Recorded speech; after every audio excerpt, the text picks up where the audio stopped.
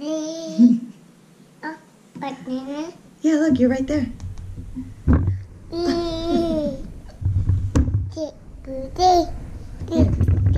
want to sit right here on Mommy's lap?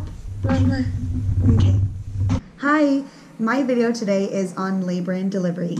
This is the topic of conversation that got me seriously interested in making videos. I love hearing people's experiences with childbirth. I love hearing their thoughts and their feelings and how the process went for them. And I think everybody's story is important. So I'm going to share mine.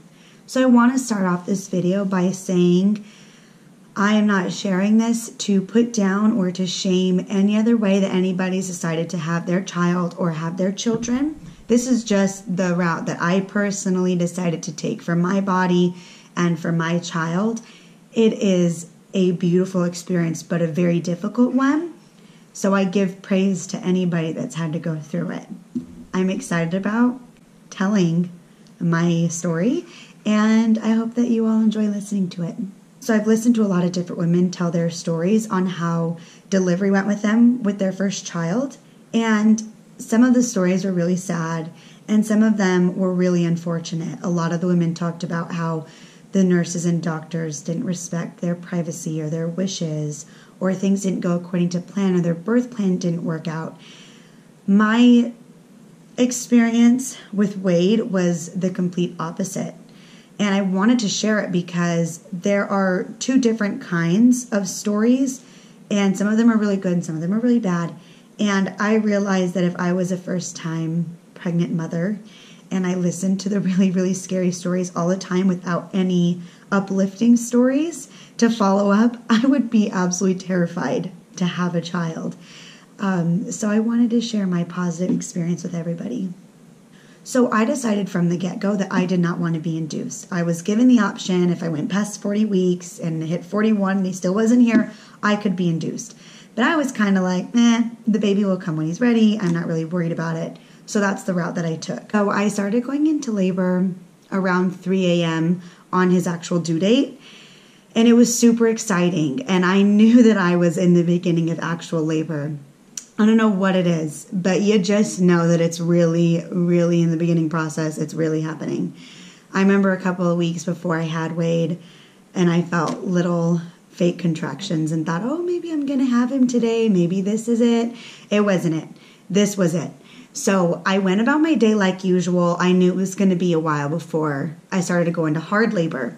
So I started feeling stronger contractions around 5 o'clock. Ben and I were eating dinner, and I felt one. I was like, whoa, this is okay. That was a little more intense than I expected it to be. What's happening? It's happening. So I kept having these contractions, and by then I had called like everybody that day in my family, letting them know the baby's coming. I'm going to be having the baby soon. Everybody's getting really excited. Everybody was giving me different pieces of advice. Don't eat now.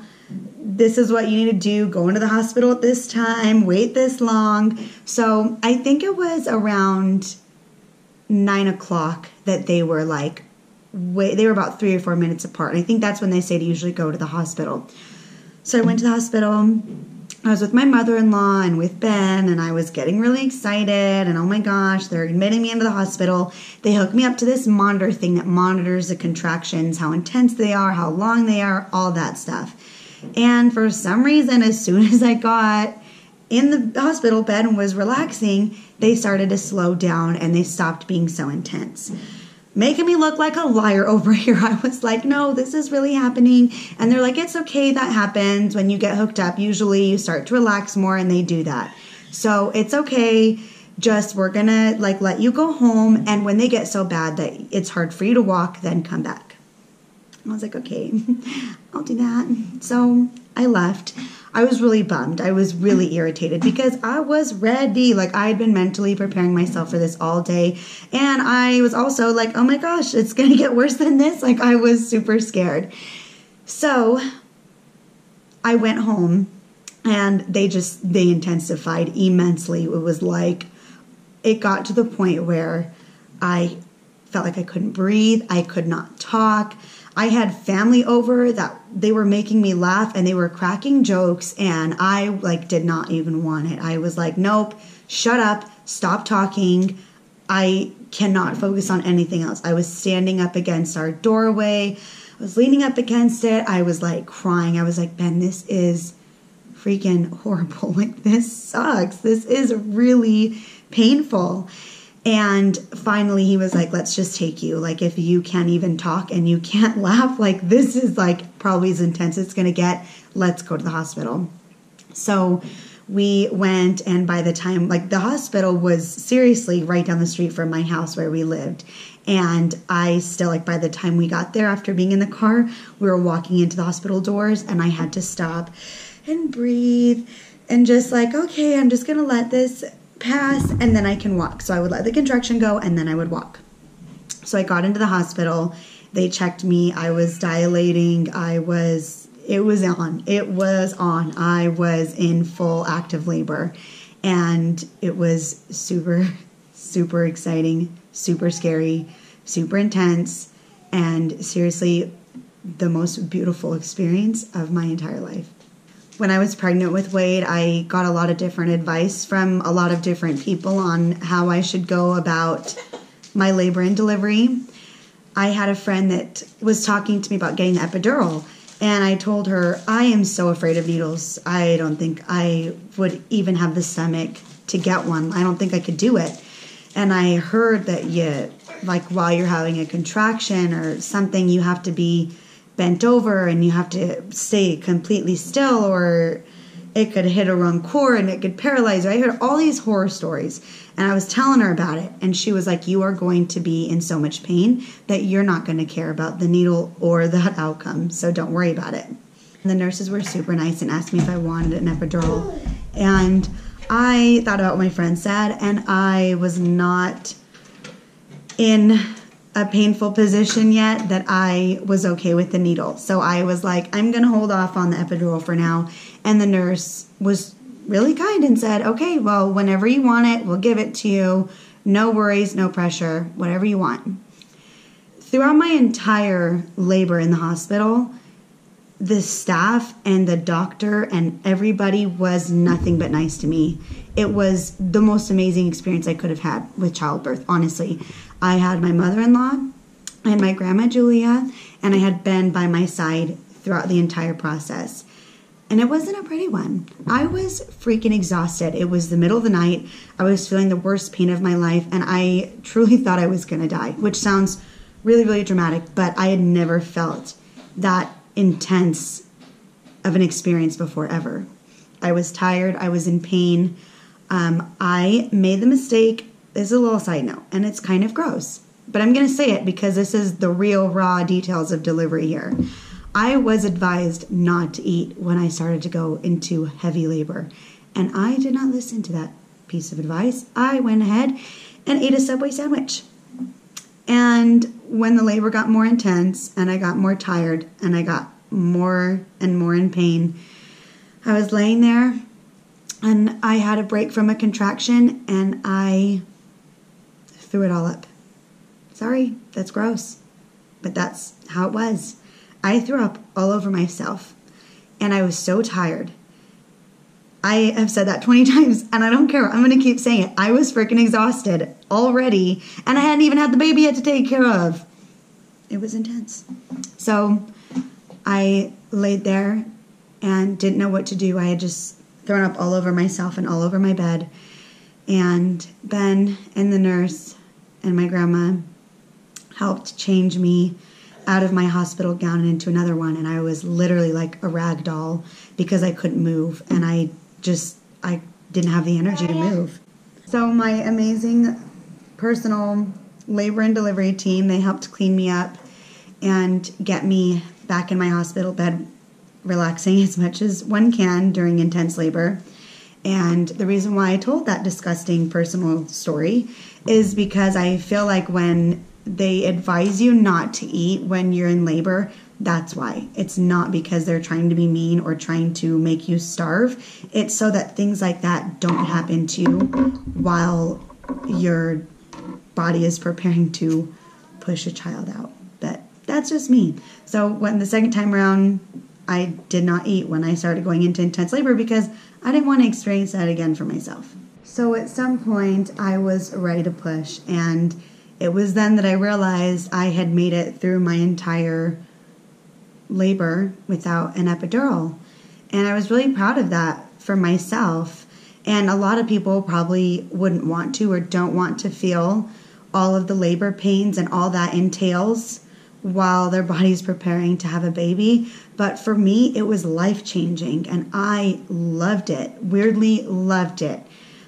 It made me feel a lot more connected to my baby and made me appreciate the process so much more. And I felt really grateful because I knew that there were some people that probably would have loved to have their child the way I did and couldn't, and had complications and didn't get to feel like they were mentally and physically there for the moment that their child emerged him or herself into the world. And I was able to do that. I didn't do any of the Lamaze classes. I didn't take any pre-parenting classes. I didn't read any pre-parenting books because that was something that I didn't feel like I needed to do. I personally feel like it's good to read those books and it's good to take their classes. And if you do that, all the power to you. But I was just like, I don't need it. Like I'll be fine. I'll figure it out. And that's how I went about it. And I felt like I did it fine. I knew exactly how to breathe. I knew how to get myself through it. And I had a really amazing support system there while I had the baby. And it was as peaceful as it could be. It was exactly the way that I would have wanted it to go, even if I couldn't have prepared for a better delivery, honestly. I had my grandma on one side of me and my mother-in-law on the other side of me, who were both experienced. My grandma had 9 children and my mother-in-law had 5. And I had Ben at the bottom of the bed with the doctor. He wanted to watch, and it was really cool because I got to see Ben get super involved with the delivery, and he was crying and he was excited, and he told me that I missed out on not watching myself give birth, but I knew that if I saw what was going on, I don't think I'd be able to do it. So to this day, I have never seen a live birth. I didn't watch myself do it. If I don't know what I'm doing, in a sense, if I don't see what it is that I'm doing, I feel like I do a better job at it. So I didn't see it. Anyways, it was amazing having such a supportive husband. And the moment that Wade came out, it was just the biggest relief and the most amazing and proudful moment that I could have. Because I remember he came out and I sat back and I was like, I did it. That's all I could say was I did it. And it was so exhilarating. And I could hear Wade crying, and hearing that baby cry is just so exciting, and it's so beautiful. And I could hear him crying, and they hurried and did whatever it is that they do after the baby comes out, getting the fluid out and stuff, and they put him on my chest. And immediately when they put him on my chest, he stopped crying, and I was just in love. I could not get enough of my son. I wiped the baby down a little bit, and he sat on my chest, and they started taking the measurements and everything, and I was having so much adrenaline, was just shaking, and so like, oh my gosh, this is insane, this is so intense. And Ben was by my side telling me I did such an amazing job, and I had my mother-in-law and my grandma. The room was filled with so much love and so much joy. I will never forget what it felt like those first few moments of Wade being in the world. Immediately they started trying to get him to latch, and I'm going to save this story for another day, but pretty much it didn't go well. He wasn't a latcher. He didn't really want to breastfeed, and that was a difficult experience for me, and it's something that I want to talk about in another video because also that's super important to me. And I think it's important to a lot of people. So I guess that was pretty much it. I had a lot of family came up. My dad came up. My grandma came up. My brother and his wife came up to see Wade. It was Super Bowl Sunday, so everybody sat around the hospital bed and held the baby and watched the Super Bowl. And I ate a lot. I was really freaking hungry afterwards. The thing I wasn't prepared for was the first week postpartum. Now, this is first week postpartum of having a natural vaginal delivery. I don't know what it's like for C-section. I've heard that it is really difficult and it's not as easy. So I don't know what that's like. Mine wasn't easy from my end. I didn't know how hard it was going to be. I didn't know that my hormones were going to be completely out of whack. I didn't know it was going to be so emotional more than the pregnancy. I didn't know that I was going to be very much in pain. I didn't know that I was going to have to sit on an inflatable donut for a long time. And even to this day, that if I sit in a certain position in a chair for a long time, it hurts when I get up. Oh yeah, every time you sneeze, you'll pee a little. It's real. Labor and delivery is an amazing, beautiful thing. Even if you have to have a C-section when you don't want to, even if you can't have an epidural last minute when you wanted one, even if you decide that you are going to have an epidural, but you originally were planning on not having one, it's amazing. Emergency C-sections, amazing. You are giving life to another human being. And you should be celebrated for that. I've given myself a lot of celebration for what I've done. And I do for every woman out there that has given birth or has been a mother to another child. And it's a beautiful role. It is a beautiful role to have, to be a mother. And it is one of the greatest ones that God has given us. I am so grateful for my children and for their health. And I am so grateful every day that I get to see them thriving and learning and hitting a new milestone and everything that comes with it. That's my story. That is how my first childbirthing went. I want to talk about how my second experience went, and that one will probably be shorter because it was a shorter delivery. I'm thinking next video, I want to do a Q&A. I just decided that, literally on the spot. So if anybody wants to ask me questions, please do so. I would love to get input. I would love to involve the viewers in my videos a little bit. And I'm going to take a break from the mommy talk, and I'm going to talk about how I met Ben and what an exciting little love story that was. So thank you for watching this video. I hope that you guys can all watch my next one. I appreciate all of the uplifting and supporting words. It's all very encouraging, and I'm super excited to film my next video and post that one too. Like right here. Say cheese.